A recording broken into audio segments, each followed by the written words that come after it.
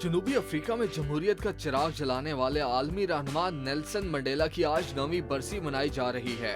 रंग और नस्ल परस्ती के खिलाफ जनूबी अफ्रीका में तवील जद्दोजहद करने वाले नेल्सन मंडेला 18 जुलाई 1918 को पैदा हुए। सियाह फामों के हकूक के लिए जद्दोजहद करने वाले मंडेला ने जेलें भी काटी, अपनों से दूरी का गम भी झेला और फिर बिलाखिर वो वक्त भी आया जब वो सन 1994 में जनूबी अफ्रीका के पहले जमहूरी और सियाह फाम सदर बने और 1999 तक इस ओहदे पर फाइज रहे। 1952 में नस्ली इम्तियाज के खात्मे के खिलाफ मुहिम चलाने पर कई बार गिरफ्तार हुए। 1962 में रियासत का तख्ता उलटने की साजिश में उम्र कैद हुई और 27 साल कैदे तन्हाई काटी।